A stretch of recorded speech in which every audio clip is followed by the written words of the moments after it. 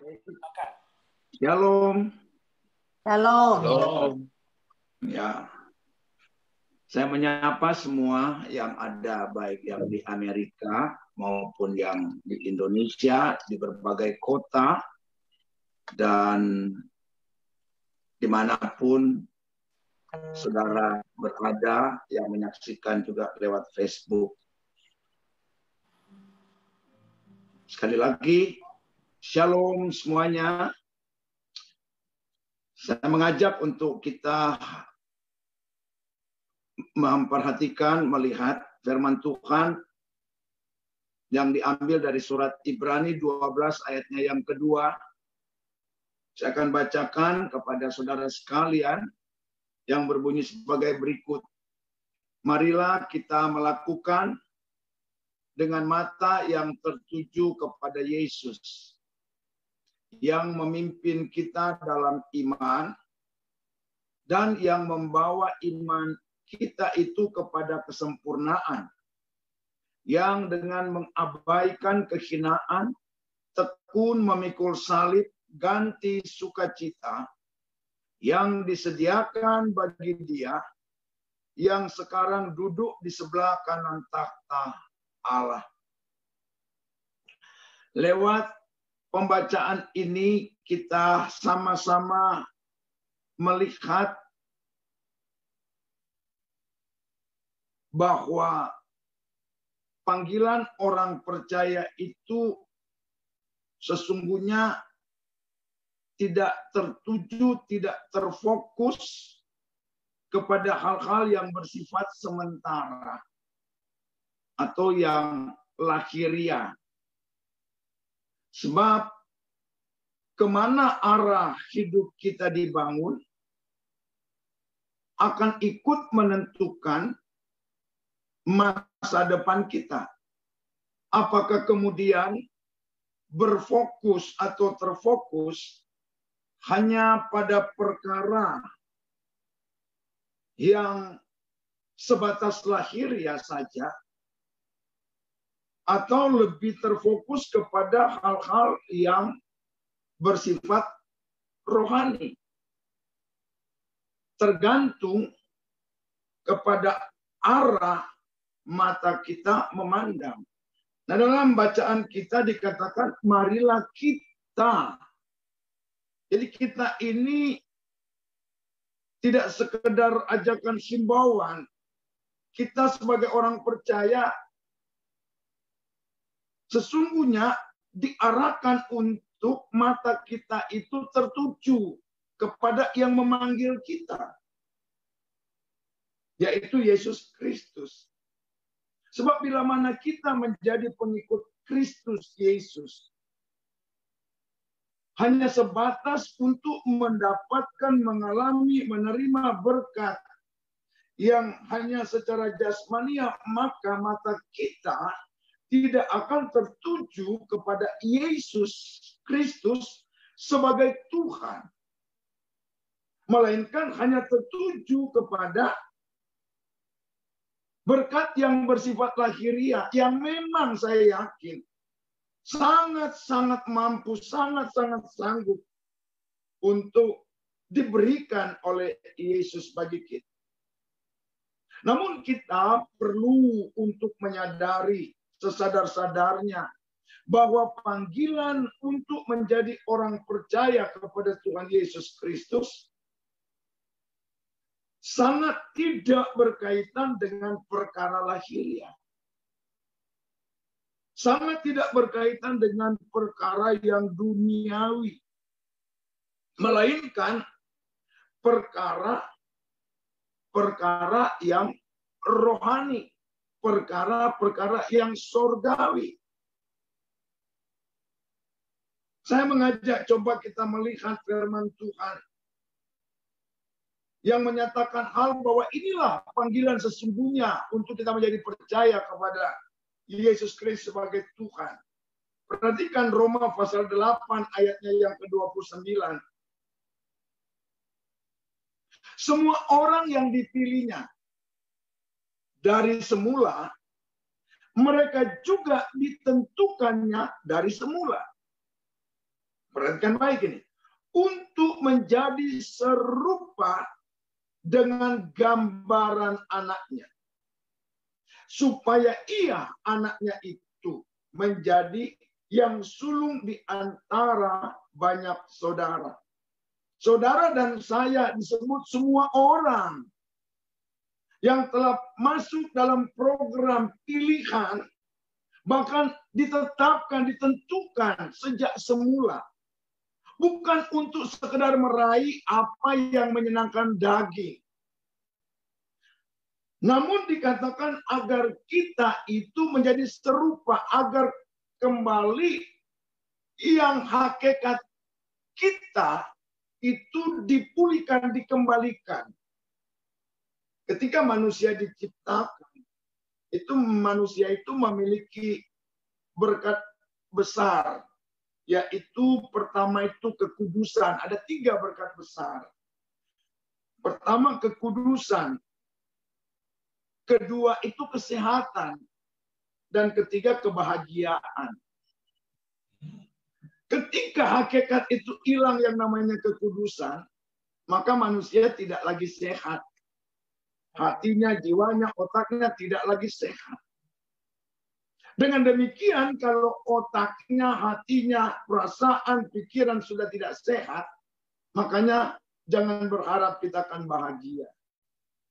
Mau dapat istri cantik, mau dapat suami ganteng, mau dapat mobil apapun, kebahagiaan kita itu semu, sementara. Nah, panggilan orang percaya untuk mengembalikan hakikat yang hilang.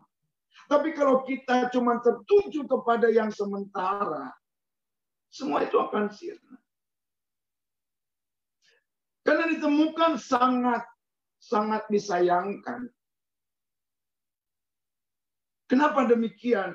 Jika panggilan kita untuk menjadi orang percaya kepada Yesus, hanya kita berkutat saja pada sebatas urusan lahiriah saja. Karena jika demikian, maka kemudian kita menjadi stuck, mandek di dalam pertumbuhan rohani. Saya berani katakan bahwa kita tidak pernah akan mengalami kemajuan alias jalan di tempat di dalam pertumbuhan rohani. Saya banyak menemukan orang Kristen yang rapuh. Oleh karena mereka itu tidak mengalami Tuhan secara sungguh-sungguh. Banyak orang ke gereja, tapi tidak mengalami Tuhan. Di dalam gereja mereka nampak oke, nampak enjoy. Tetapi hidup kita itu bukan di dalam gerejanya. Tetapi justru di luar gereja itulah kita dilihat. Kita akan mengalami berbagai situasi. Oleh karenanya, saudaraku yang dikasihi oleh Tuhan Yesus Kristus, kita akan belajar lebih jauh. Saya akan munculkan ada 2 ayat yang saya jadikan ini sebagai landasan pijakan dan merupakan sebuah referensi tokoh-tokoh di dalam Alkitab yang telah membangun kehidupannya yang memiliki cara pandang yang ilahi. Fokus hidupnya tidak tertuju kepada yang sementara. Fokus hidupnya tetapi kepada hal-hal yang kekal. Dalam salah satu topik Tuhan Yesus khotbah, perhatikan baik dalam Injil Matius, kita tidak disuruh mencari yang sementara, tapi dikatakan, carilah dahulu kerajaan Allah dan kebenaran. Baru Tuhan juga tahu kita memerlukan hal-hal yang sementara. Tapi itu tidak menjadi hal yang primer, itu hanya sekunder.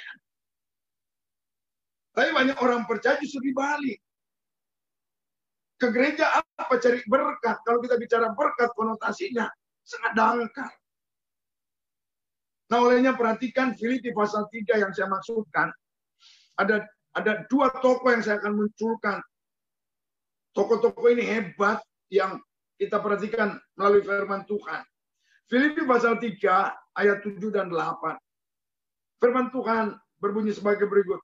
Tetapi apa yang dahulu merupakan keuntungan bagiku, sekarang kuanggap rugi.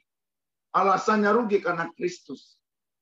Kita tahu, banyak orang percaya mungkin sudah tahu bahwa kehidupan seorang Paulus sebelum menjadi rasul itu bergelimangan hal-hal yang sangat lahiriah, yang sangat dunia, yang sangat fantastis. Jenius, pintar, dia punya power, dia punya kekayaan yang luar biasa. Nah, inilah yang dia sebut itu merupakan keuntungan ketika dulu sebelum dia menjadi pengikut Kristus. Dia punya kekuasaan untuk membunuh siapa saja, kapan saja, di mana saja yang pakai kalung salib. Dan dia punya kekebalan hukum. Namun dia berkata, itu memang yang dicari manusia pada umumnya. Keuntungan itu yang dikejar-kejar manusia. Namun, jika kita membandingkan dengan Kristus yang menjadi kekayaan abadi, jelas, itu merupakan kerugian. Lalu ayat 8 dia katakan, ini lebih lagi. Malahan segala sesuatu kuanggap rugi karena pengenalan akan Kristus Yesus. Seberapa jauh kita bertumbuh dalam pengenalan akan Yesus Kristus. Sebagai Tuhan, lalu dia katakan lebih mulia daripada semuanya itu. Dan oleh karena dialah, aku telah melepaskan semuanya itu. Apa itu semua? Yang dulu keuntungan. Tapi ketika dia mengalami perjumpaan, mengalami Allah secara pribadi, dia bilang itu rugi, selanjutnya bahkan menganggapnya itu sampah. Supaya apa? Supaya aku memperoleh, mengalami, mendapatkan, menikmati Allah yang sesungguhnya. Allah yang benar. Ini banyak orang menjumpai Allah yang tidak benar. Yang diuber di gereja. Bukan Allah yang benar. Tapi Allah yang sampah. Allah yang kosong. Lalu satu ayat lagi sebelum saya lanjutkan. Perhatikan Mazmur 119 ayat yang ke-37. Lalukanlah mataku daripada melihat hal yang hampa. Paulus bilang sesuatu itu sampah, pemazmur bilang hampa. Dua-duanya memang nol. Hidupkanlah aku dengan jalan-jalan yang kau tunjukkan. Berapa sering kita ke gereja? Berapa sering kita mendengar khotbah? Berapa sering kita membaca Alkitab? Lalu kemudian menjadi apa itu dalam hidup kita? Mazmur berkata, hidupkanlah aku dengan jalan-jalan yang kau tunjukkan. Setiap kali kita dengar khotbah, kita mendapat petunjuk-petunjuk, mendapat nasihat, mendapat himbauan. Hidup kita tuh diarahkan ke jalan yang tepat, ke jalan yang benar. Namun dalam praktiknya, saya kadang-kadang orang enteng bilang, Pak doakan dong gini dan begitu. Pak, kamu sendiri doa enggak? Pendeta ini cuma disuruh-suruh untuk doa. Kamu doa enggak?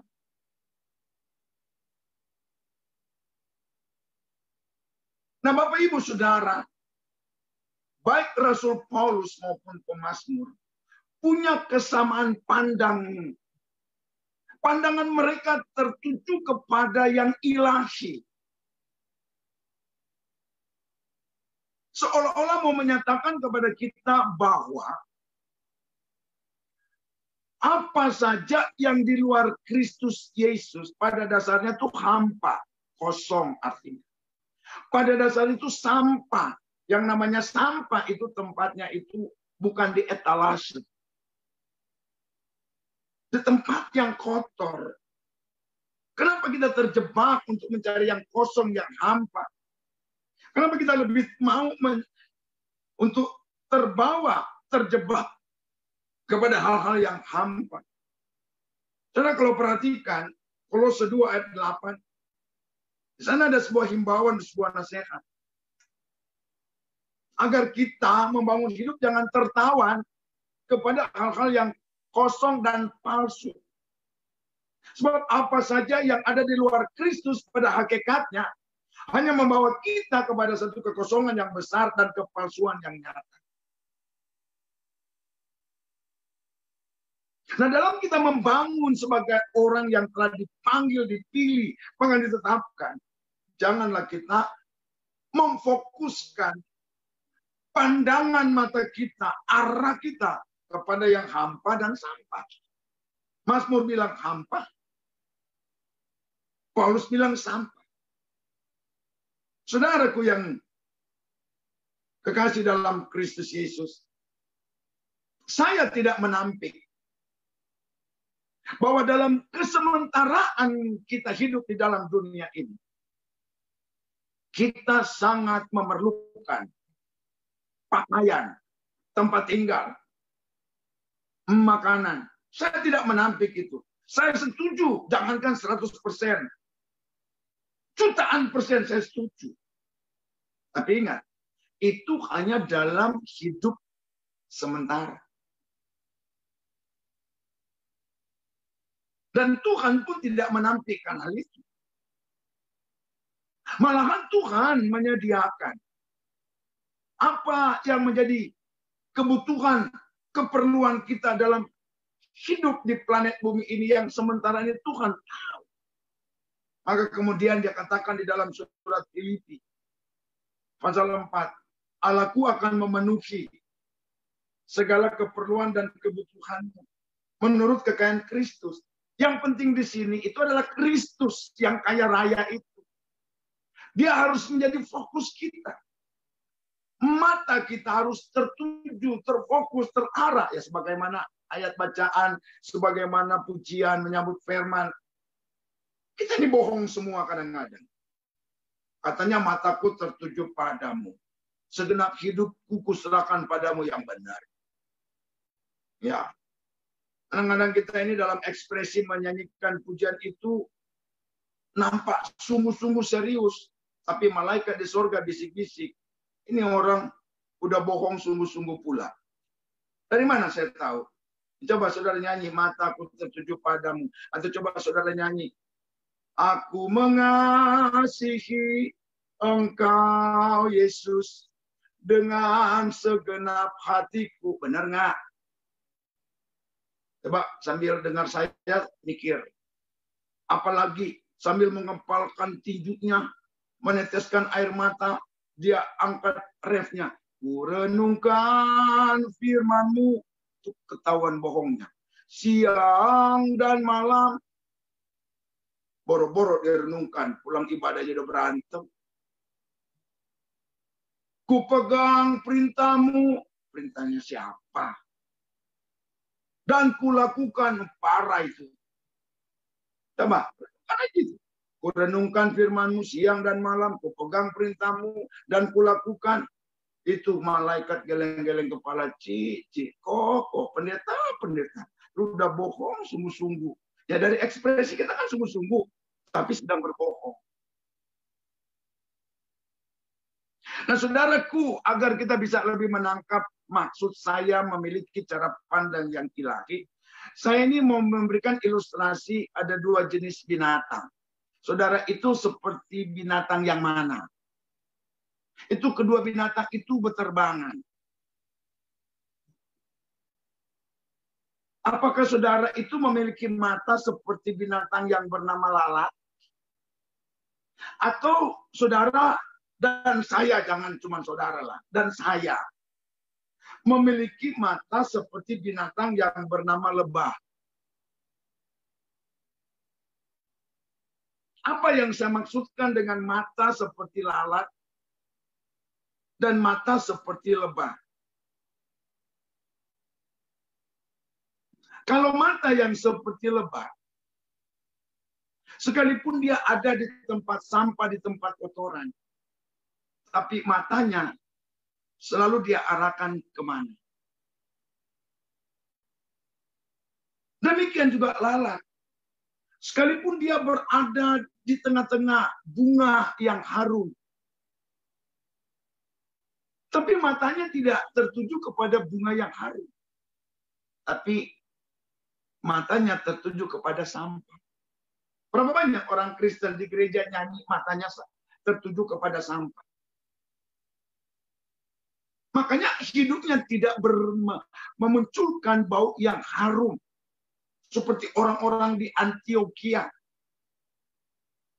Yang mengeluarkan bau harum. Yang bagaimana kita mengeluarkan bau harum. Mata kita tertuju kepada yang kotor. Lalu yang masuk ke hidup kita adalah yang kotor. Nah, yang keluar pasti kotor. Tapi kalau kita memiliki mata seperti lebah. Lebah sekalipun dia berada di tempat yang kotor. Tapi arah pandang matanya selalu kepada yang harum. Kepada yang bunga. Yang memunculkan madu. Dia mencari madu yang ada di bumi. Saudara, ingat nggak? Simpson pernah memberi teka-teki. Simpson itu yang mendapatkan madu.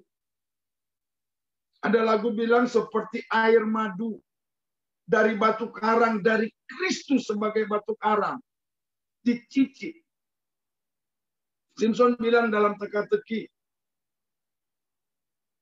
Dari yang makan keluar makanan. Dari yang manis keluar apa? Nah, teka-teki ini menggambarkan. Kalau dari yang makan keluar makanan, maka dari yang manis akan keluar yang manis. Apa yang dimaksud makan? Kalau saudara sering makan firman lewat matamu, sering makan firman lewat telingamu, maka yang tersimpan di otak dan perasaanmu adalah firman, maka yang keluar adalah firman. Hidupmu manis, orang di seputarmu akan manis. Tapi kalau kita mengarah kepada yang kotor, yang Paulus bilang sampah. Saya berani berkata, saya butuh harta, tapi itu sampah. Saya bilang sama saudara, saya butuh uang, tetapi itu hampa. Uang tidak mungkin membuat engkau bahagia. Selamanya. Sekalipun kita butuh. Katanya begini. Segala-galanya butuh uang. 100% saya setuju. Tetapi uang tidak segala-galanya. Saya lebih suka dengan lagu ini. Kaulah segalanya. Kau bagiku, dia bagiku. Siapa dia? Yesus. Lewat Yesus kita dapatkan keindahan. Madu yang manis bisa mengalir. Mari saudaraku melihat dunia yang seperti ini. Orang ateis harus mengakui bahwa Allah itu ada. Apa yang dialami oleh dunia yang bisa menghentikan yang namanya COVID-19 hanyalah Yesus Kristus. Yang setuju katakan amin. Sekarang para ilmuwan udah pusing. Semua kepala negara udah pusing. Dan Tuhan izinkan biar semua mata tertuju ke sorga. Bahwa ada Allah di sorga. Kalau saudara percaya engkau pun. Sekalipun saat ini menderita kena COVID. Engkau percaya arahkan matamu tertuju tanpa pendeta doa. Aku yakin dia sanggup untuk pulihkan, bebaskan engkau dari COVID-19.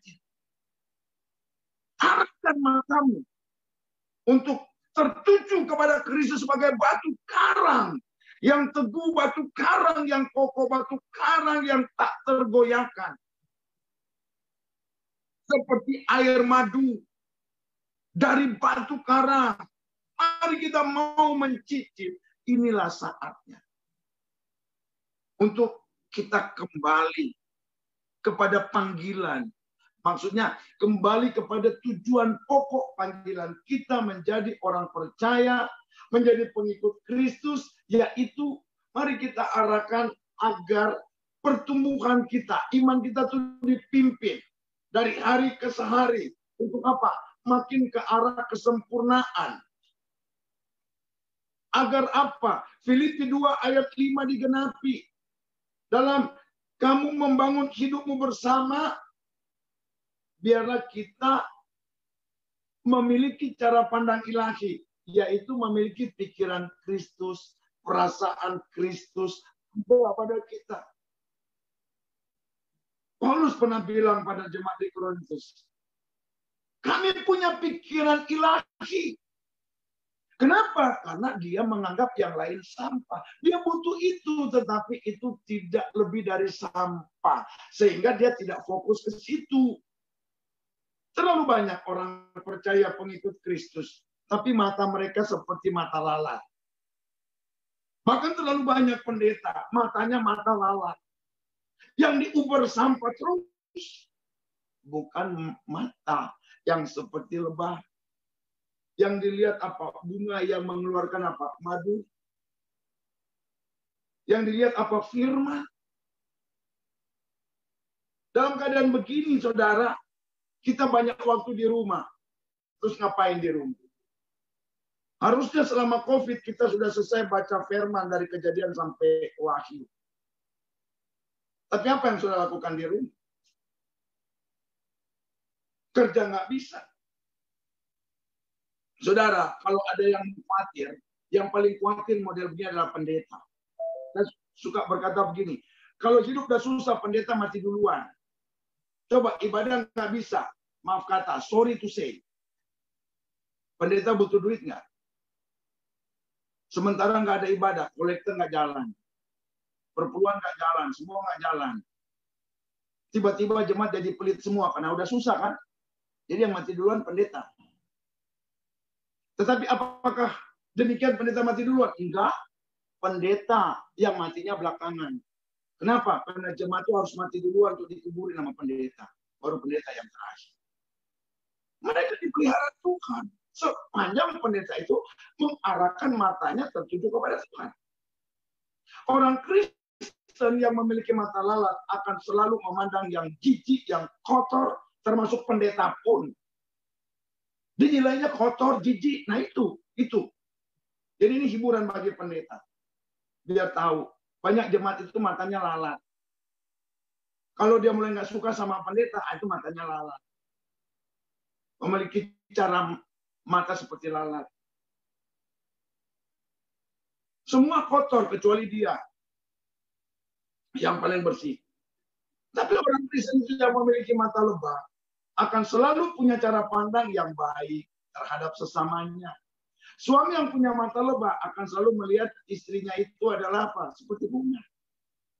Istri yang punya mata lebah itu melihat suaminya seperti bunga.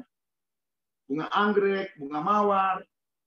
Tapi kalau mata lalat, suaminya itu, istrinya, anaknya, orang tua, mertua, menantu, pendeta sekaligus.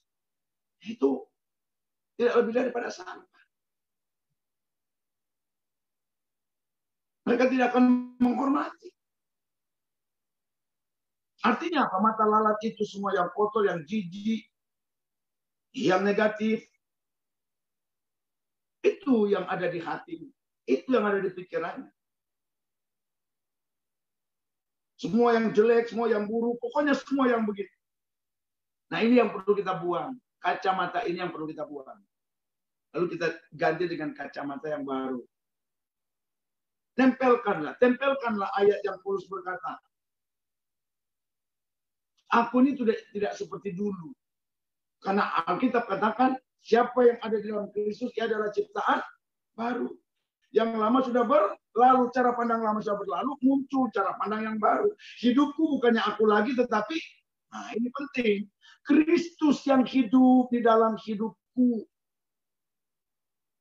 Pasti yang menjadi pokok fondasi bangunan kita itu bukan tertuju kepada lahiriah, tapi Yesus akan limpahkan kita dengan yang lahiriah. Karena kita mengarahkan kepada yang rohani, yang ilahi, yang surgawi. Tapi selama di bumi, Yesus tahu, Allah tahu kita perlu, kita butuh. Dia pasti akan memberikan kepada kita. Tidak sekedar cukup. Nggak apa-apa lah cukup, tapi kalau dari kata cukup dari mata Allah, itu berlebihan dari mata kita. Tetapi kalau nggak cukup dari mata kita, sekalipun udah berkelimpahan, seperti itulah manusia duniawi. Nggak ada rasa puas. Istri udah cantik, satu nggak cukup. Maunya 5, emangnya 5 juga cukup. Kalau matanya kotor, nggak cukup-cukup mau berapa banyak pun. Satu dunia pun nggak akan cukup. Nah, oleh karenanya, mengakhiri renungan ini satu ayat terakhir saya akan bacakan buat saudara. 2 Korintus pasal 4 ayat 18. Sebab kami tidak memperhatikan yang kelihatan. Nah, ini Paulus katakan dalam Korintus, agak sinkron dengan surat Filipi. Sebab kami tidak memperhatikan yang kelihatan.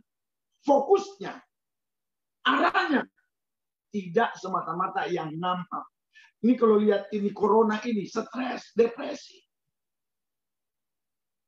Saya suka bilang begini, bercanda, bapak-bapak yang udah tua kayak saya, akan yang lebih tua. Jangan kebanyakan lihat binimu, nanti bosan, udah jelek. Nanti bahaya. Yang memperhatikan yang kelihatan.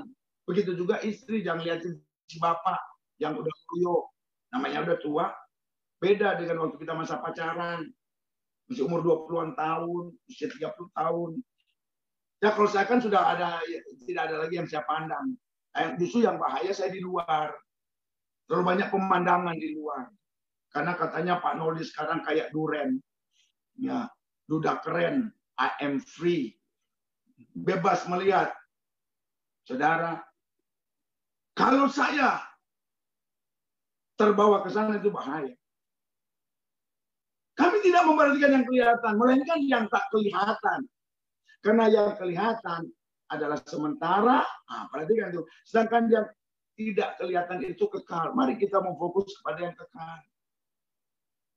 Fokus yang kekal itu, saudara catat aja yang dibaca. Apa yang kekal? Itu ditulis dalam Kolose pasal 3 ayat 1 ayat 2. Kalau kamu dibangkitkan bersama-sama dengan Kristus, carilah perkara di mana? Bukan di bawah. Yang bikin stres, yang bikin depresi. Cari perkara yang di atas. Bukan yang di bawah. Fokus kita yang di atas. Yang menjamin kita hidup dalam sukacita, damai dalam kekekalan. Yang tidak ada lagi sakit di sana, tidak ada duka cita di sana, tidak ada kesel sebel di sana.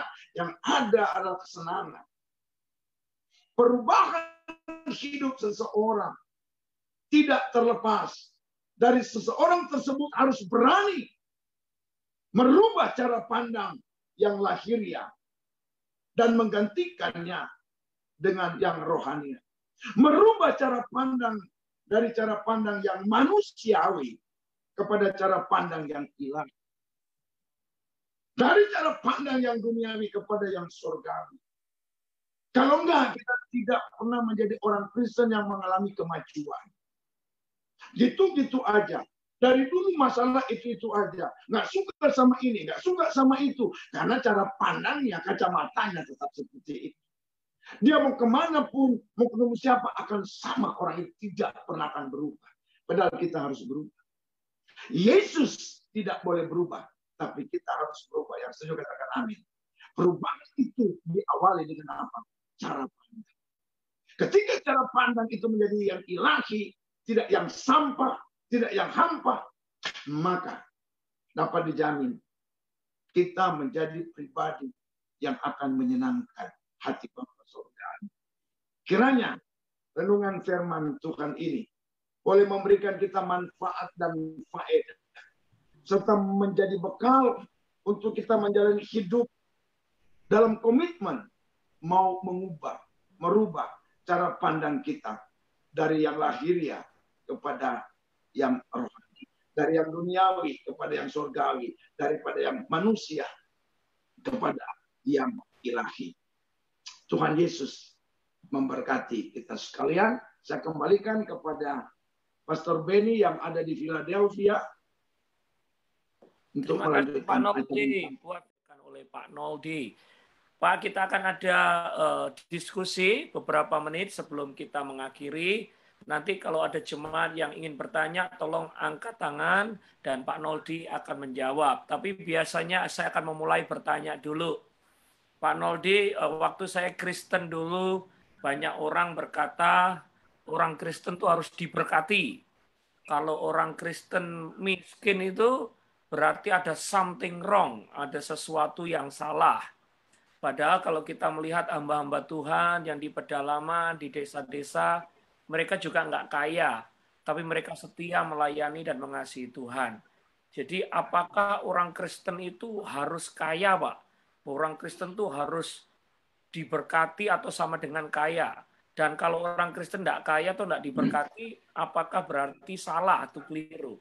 Itu pertanyaan saya. Tapi kalau boleh Pak, minta maaf, mohon sebelum Bapak menjawab pertanyaan saya, boleh cerita sedikit Pak Noldi kabarnya bagaimana?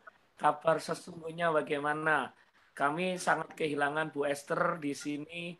Waktu Bu Esther dipanggil Tuhan, kami semua jemaat merasa kehilangan karena Bu Esther betul-betul menjadi teladan dan mentor bagi kami.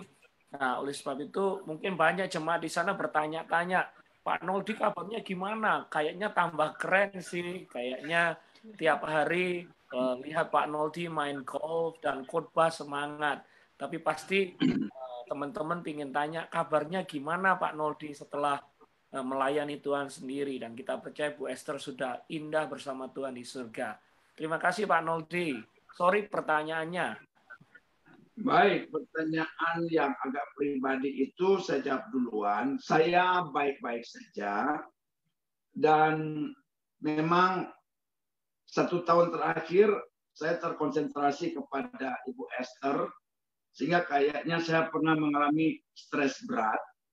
Dan akhirnya saya kena diabetes. Nah untuk itu selain saya harus konsumsi obat karena sudah sempat 395 gula darah saya kaget karena saya tidak punya latar belakang itu. Bahkan setiap kali periksa sama Ibu Esther memang ada itu, ya iri saya. Tapi mah enak, makan apa? Sehingga ketika saya stres, kawan bilang begini, kamu pola makan berubah, pola hidup berubah, jarang istirahat, dan kamu mengalami tekanan berat, masalah banyak. Itu yang membuat kamu dapat diabetes. Nah, sehingga cuman ini yang kamu harus rubah. Kamu tidak mungkin tidak minum obat, udah minum obat saja. Pola hidup diubah, kamu coba enjoy ilangin stres, olahraga mutlak. Sehingga saya olahraga kalau nggak lari pagi, ya sudahlah main golf aja. Ya kan kalau main golf itu aku ada di padang rumput yang hijau sambil olahraga tuh enak gitu kan. Nah, saya juga dapat banyak teman, ketemu dokter di sana, ketemu jenderal di sana. Jadi lebih enjoy lebih itu. Dan saya bisa mengupload di padang rumput itu, saya bisa memberikan 1 menit di Instagram kata-kata bijak ditambah dengan firman Tuhan. Saya sekarang baik-baik ya puji Tuhan, Tuhan tolong. Dan kalau di rumah sangat terhibur karena saya punya cucu juga sudah 4. Kalau Pastor Benny dan jemaat bilang kehilangan Ibu Esther, apalagi saya. Saya nggak boleh sendiri di kamar, lalu lihat-lihat foto-foto kami berdua. Saya jadi lebay, saya jadi cengeng. Karena nilai Ibu Esther di mata saya bukan kecantikannya yang luar. Tapi dialah yang membentuk saya menjadi pribadi seperti ini. Kalau saja saya tidak menikah dengan dia akan lain ceritanya. Ya, dia rindu punya suami hamba Tuhan dan dia bentuk dari awal. Kalau boleh saya katakan lututnya mungkin kepalan doain saya. Menasihati saya. Dia tidak pernah menuntut saya berubah. Tapi dia menuntut dirinya untuk bisa ngerti siapa Noldi. Bisa memberi yang terbaik kepada Noldi. Dia tidak menuntut untuk saya begini dan begitu. Tapi dia terus menuntut dirinya. Maka saya sangat kehilangan. Mencari istri sekarang, saya muda. Saya masih gagah, Pastor. Tapi mencari yang Esther itu yang berat. Seperti saya pernah katakan di gereja pastor di sana, Ibu Esther pernah bilang, yang nikah dengan Noldi itu cuma 2, tegar atau gila. Ibu Esther adalah istri yang tegar. Sekarang kalau saya cari istri lagi, lalu kemudian saya dapat, kalau dia nggak tegar kan gila kan kasihan, mendingan nggak usah lah ya. Saya mau melayani aja dan mau sama-sama dengan cucu. Nah jawaban yang kedua yang sesuai dengan firman, Pak kembali kepada cara pandang. Kalau mereka bilang ini karena dia miskin, dia tidak diberkati Tuhan, kita mau ngomong apa? Tetapi bedanya begini, Kok Paulus mau ya dari kaya jadi miskin menjadi sama seperti Kristus, bahkan dalam penderitaan. Paulus pernah berkata begini, kenapa kok cambuk Yesus itu dikurangi satu? Karena dia ingin menderita seperti Kristus. Bikin miskin seperti Kristus, itu baru Kristen. Kekristenan tidak dibangun harus kaya atau miskin. Soal kaya biar Tuhan yang menetapkan langkah-langkah kita. Soal miskin biar juga Tuhan kalau itu yang dikehendakinya. Maksud saya, yuk mari kita mau berjalan saja seturut dengan kehendak Tuhan. Yesus diutus untuk melakukan kehendak yang mengutus. Harusnya kita punya pemahaman. Kita dipanggil untuk melakukan sesuai dengan siapa yang memanggil kita. Ya mari kita belajar itu. Apa yang Allah dalam Kristus Yesus mau kita lakukan. Ya sebagai orang-orang yang telah dipanggil menjadi bagian dari kerajaannya. Nggak perlu dikejar kekayaan. Nggak perlu dicari sampai pontang-panting. Apalagi nih orang Amerika. Orang Amerika ini terlalu dolaran. Ya, Tuhan sampai dia lupa. Dolar nggak menjamin dia. Saya tahu Anda butuh dolar di Amerika. Tapi Anda harus bangun, Anda lebih butuh Tuhan daripada dolar.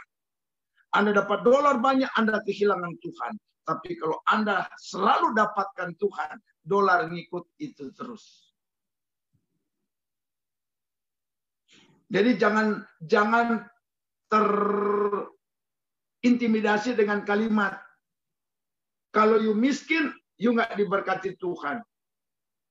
Tidak seperti itu. Tapi kalau you kaya, you orang paling diberkati Tuhan. Kekayaan bisa dari Tuhan, bisa dari setan. Sekarang uji kekayaanmu dari Tuhan apa dari setan.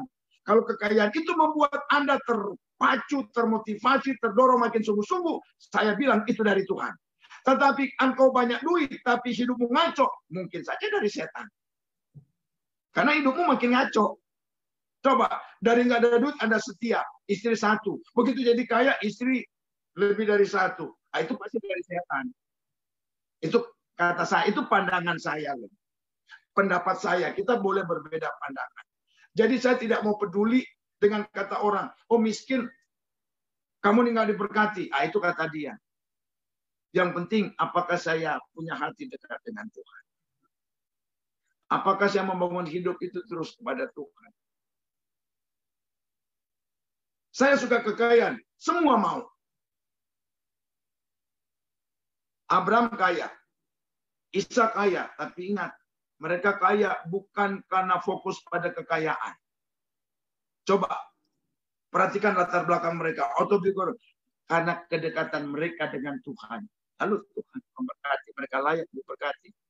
Lihat Daud sebagai pemazmur yang saya sudah sampaikan.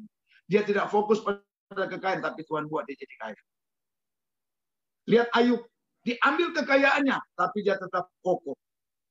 Tuhan melihat pantas dikembalikan kekayaan berlipat kali ganda. Biarlah seperti itu. Jangan ketika kita miskin, jangankan gua kesalahan, kutuk, belum tentu. Ayub nggak ada kesalahan, tapi hilang semua. Ya, diuji. Ya jangan kita menjudgment. Ya kiranya ini bisa menjadi masukan bagi kita. Kalau mungkin masih ada yang ingin bertanya. Terima kasih Pak Noldi, luar biasa. Mari jemaat yang mau bertanya, silakan angkat tangan. Saya akan unmute. Boleh bertanya dari Jakarta, dari Bandung, dari Atlanta, dari New York, Delaware. Silakan, ada yang bertanya. Baru kita akan unmute. Puji Tuhan. Puji Tuhan, ada yang bertanya. Haleluya. Oke, dari Bandung. Mau bertanya, silakan. Ya, unmute dulu. Aku unmute sendiri, ya, silakan. Shalom Pak Penoldi, selamat Shalom. pagi. Saya mau bertanya, begini, ada orang yang telah menyakiti kita, namun kita ingin membalasnya, Penoldi. Padahal peluang untuk membalas itu ada. Tetapi kan Pak Noli bilang dalam firman-Nya, mata kita kan harus tertuju kepada Yesus. Jadi bagaimana yang harus kita lakukan? Karena kita masih manusia, masih kuat kedagingannya, Pak Noli. Terus di dalam firman-Nya juga berkata, roh itu penurut, tetapi daging lemah. Jadi bagaimana tuh Pak Noli? Ya, itu aja. Udah. Puji Tuhan. Ini pertanyaan baik sekali. Justru identitas kekristenan itu akan nampak ketika kita disakiti. Ada pertanyaan begini. Orang Kristen boleh membalas nggak? Saya jawab, bukan boleh. Harus membalas. Sekali lagi. Harus membalas. Nah, ketika dia membalas, dari situlah nampak dia Kristen atau tidak. Saya kutip ini ayat. Ya. Janganlah membalas kejahatan dengan kejahatan. Tetapi balaslah kejahatan itu dengan kebaikan. Jadi harus membalas. Sebagaimana Kristus sebagai teladan. Rasul Paulus sebagai teladan. Mereka disakiti, dizolimi, dibuli. Bahkan dirajam. Disalib. Tapi mereka berkata, ampunilah mereka. Karena mereka tidak tahu apa yang mereka perbuat. Firman Tuhan bilang, balaslah kejahatan itu dengan kebaikan. Berdoalah bagi musuh-musuhmu, berkatilah musuh-musuhmu. Jangan kita terjebak kepada, aku juga kan masih manusia, penuh kelemahan, penuh kekurangan. Kenapa kita itu mendasari yang melemahkan kita? Mari kita dasari pijakan landasan membangun iman yang kuat, rohani harus bertumbuh. Saya disakiti paling sering. Tetapi setelah saya pikir-pikir, saya akan rugi kalau saya terus-menerus terpuruk di situ. Lebih baik kita bangun kebersamaan. Orang-orang, kita ini semua suka menyakiti Tuhan. Tapi Tuhan balas nggak? Tuhan balas dengan apa? Dengan kebaikan. Tetap dia pelihara kita dengan kasih setianya. Padahal kita mah tiap hari dari pagi sampai sore selalu menyakiti Tuhan. Tapi Tuhan tetap baik. Nah, itu yang harus kita pegang. Itulah yang harus kita lakukan. Jadi kalau ditanya, aku dijahatin, Pak. Aku diginiin. Balas nggak? Harus.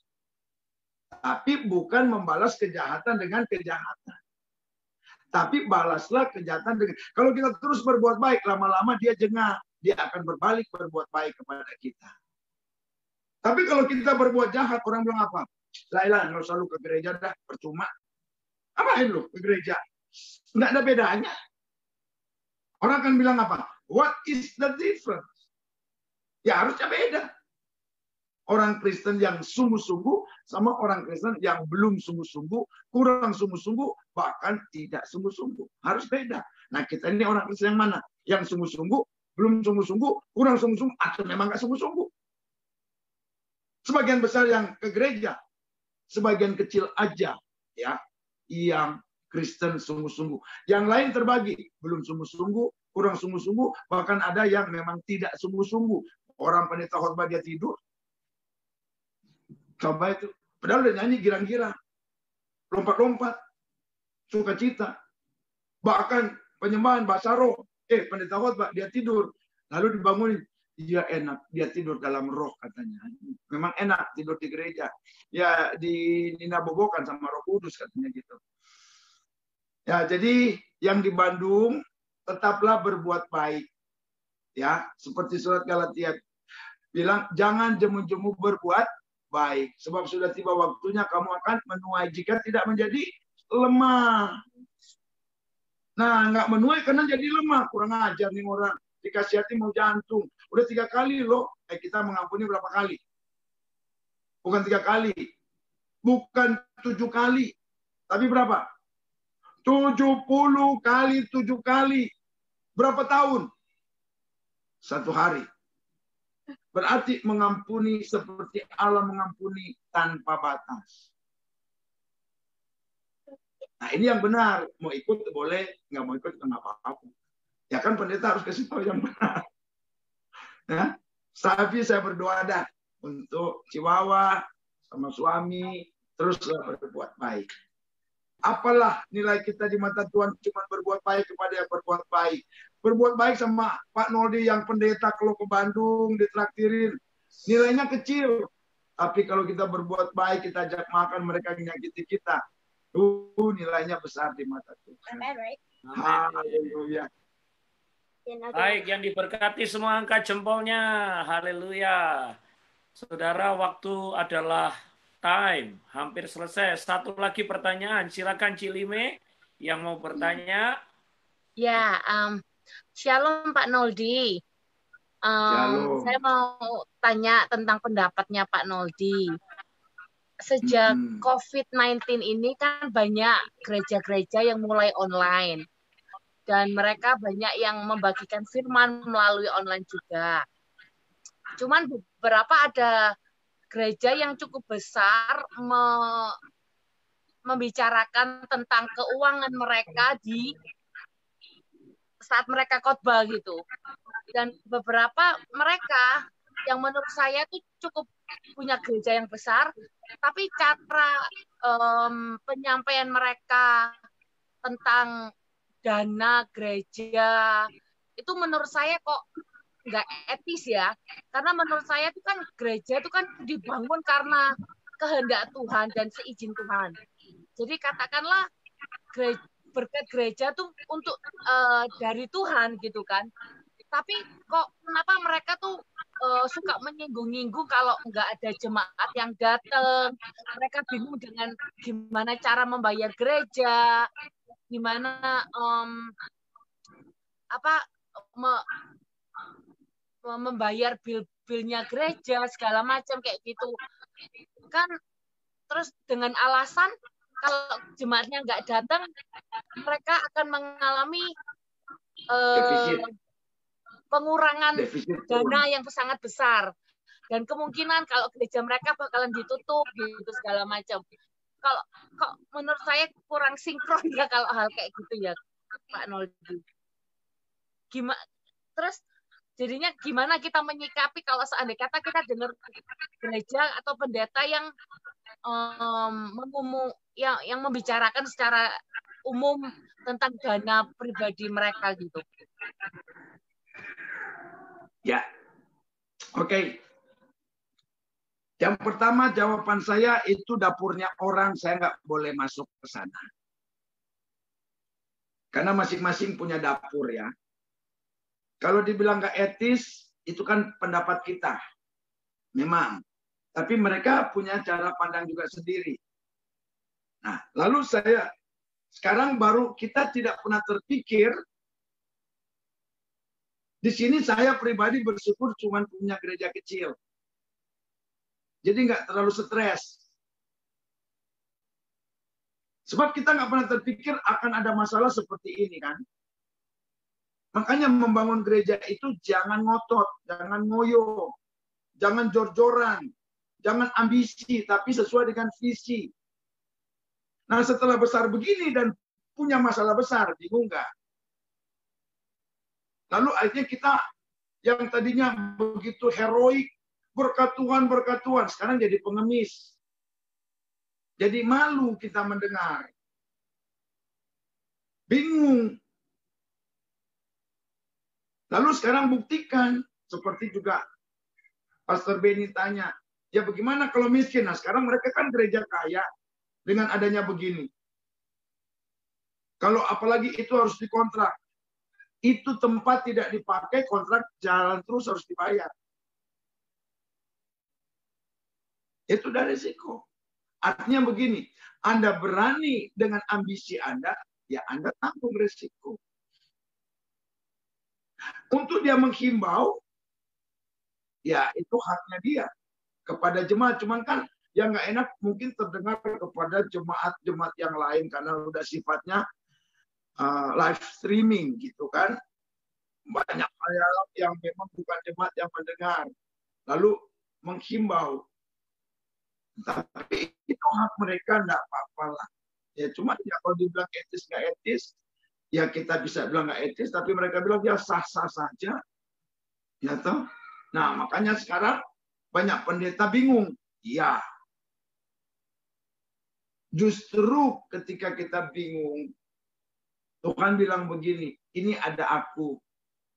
Carilah aku. Datanglah kepadaku. Karena Tuhan izinkan ini biar semua orang itu cari Tuhan. Biar semua orang datang kepada Tuhan.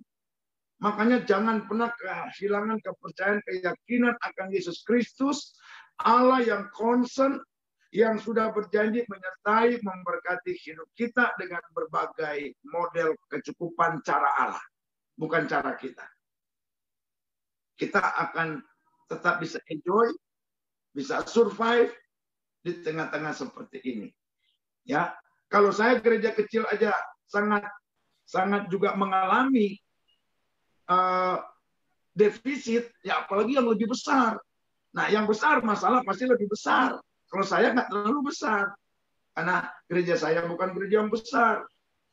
Makanya ketika Tuhan izinkan membangun jadi hamba Tuhan, jangan layangkan kepada visi yang terlalu jor-joran, yang hanya kita gereja itu sekarang tuh berkompetisi. Siapa lebih hebat? Jadi gereja tidak memunculkan Kristus yang hebat, tapi aku yang hebat. Merek gereja yang hebat. Pendetanya yang hebat. Nah setelah begini, mana kehebatannya? Buktikan. Ya, jadi ya sudah kita nggak usah terpengaruh, tetapi yuk mari kita mau kembali kepada firman, cari Tuhan, fokus kepada Tuhan, percaya. Dia nggak tinggalkan kita. Amin. Ya, Tuhan memberkati. Diberkati semua, amin. Angkat jempolnya kalau diberkati. Pak Noldi, pertanyaan penutup nih Pak. Dulu saya sebelum dipanggil Tuhan, full timer jadi hamba Tuhan, waktu saya masih bekerja, banyak orang yang ngomong kalau saya itu sungguh-sungguh, wah nggak usah terlalu sungguh-sungguh lah, kayak sok rohani aja, kayak pendeta aja gitu. Kan masih pekerja, udah yang biasa-biasa aja, yang penting baik ke gereja, nggak usah lah radikal-radikal, sungguh-sungguh, sok rohani atau wah sok kudus gitu. Kira-kira gimana ya Pak kalau kita pengen sungguh-sungguh tapi banyak orang yang ngomong, wah nggak usah sungguh-sungguh lah, nggak usah sok rohani, nggak usah sok jadi pendeta gitu. Kira-kira gimana ya Pak ya biar kita tetap mata kita tetap fokus sama Tuhan dan tetap bisa sungguh-sungguh dan radikal. Ya sederhana, nggak usah ditanggapi yang begitu karena itu penghambat. Mereka nggak mau sungguh-sungguh, nggak usah ngajak kita untuk tidak sungguh-sungguh. Yang udah sungguh-sungguh aja, yang sudah sungguh-sungguh aja, itu masih seperti begitu, apalagi yang nggak sungguh-sungguh. Sekarang saya tanya, kalau Tuhan datang, kita ini ibarat buah. Tuhan datang, yang kedua kali, yang dipetik buah matang, apa yang tidak. Kalau Anda pergi ke kebun buah, Anda punya kebun buah, yang Anda petik itu buah yang matang atau yang tidak? Yang matang pasti kan? Nah, kalau kita nggak sungguh-sungguh, rohani kita tidak matang, kita tidak ke arah dewasa menjadi mempelai, kita akan tertinggal, itu berbahaya. Saya ngalamin itu juga karena saya juga ex pekerja. Ibu Esther meninggalkan lebih parah lagi. Ya, dia seorang yang punya posisi jabatan yang hebat. Dia punya posisi finance accountant director. Orang kepercayaan. Boss owner. Tapi ketika Tuhan menunjukkan panggilannya, dia rela meninggalkan semuanya itu. Ya Paulus berani, tapi Paulus tidak pernah mengeluh, tapi enjoy aja. Nah, oleh karenanya ya, kita nggak usah tanggapi kalimat-kalimat yang tidak membangun, yang destruktif, yang merugikan. Mari kita hanya dengarkan saja hal-hal yang konstruktif yang membangun. Sehingga sampai pencapaian kita tuh penuh kepada Tuhan. Apalagi you udah terjun, udah jangan tanggung-tanggung. Paulus bilang apa? Jangan lihat belakang. Jangan lihat belakang. Aku mengarahkan kemana? Ke depan. Dia tidak terpengaruh dengan omongan. Paulus nggak bilang lalu jalan.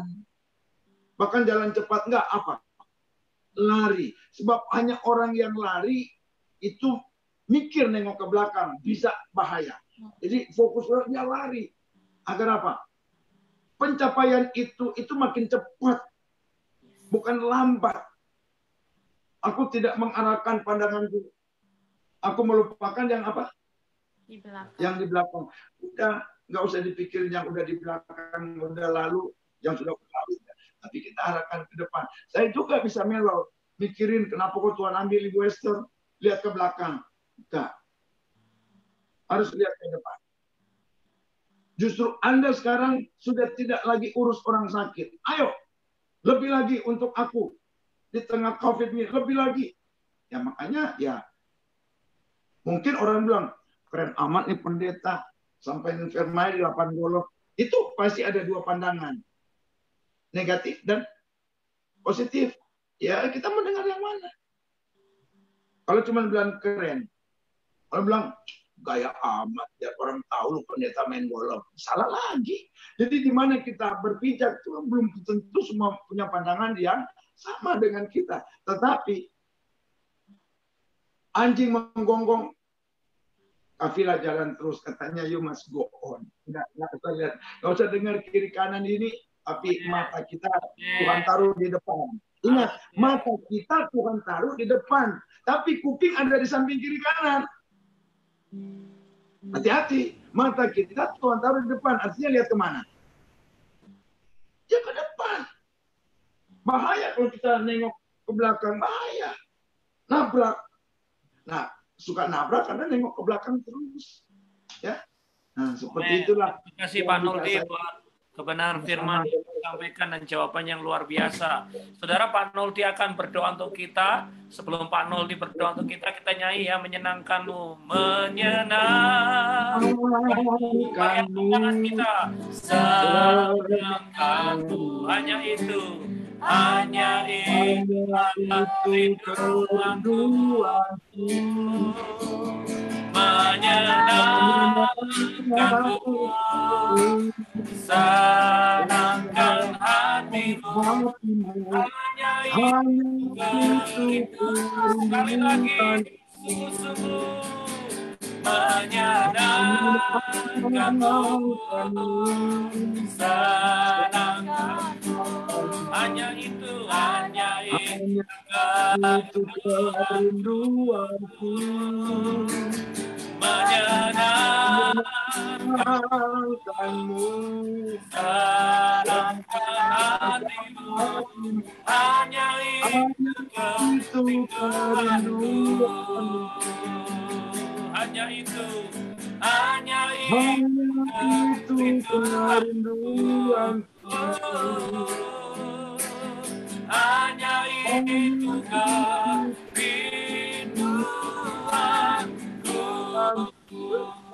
Sembah Dia. Haleluya.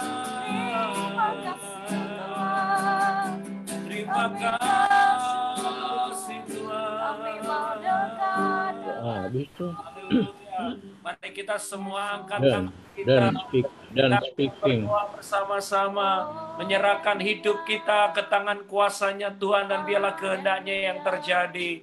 Oh haleluya. Pak Noldi akan berdoa melepaskan berkat buat setiap jemaat yang ada di tempat ini. Haleluya, haleluya. Hamba angkat tangan berdoa bagi program yang baru saja kami lakukan.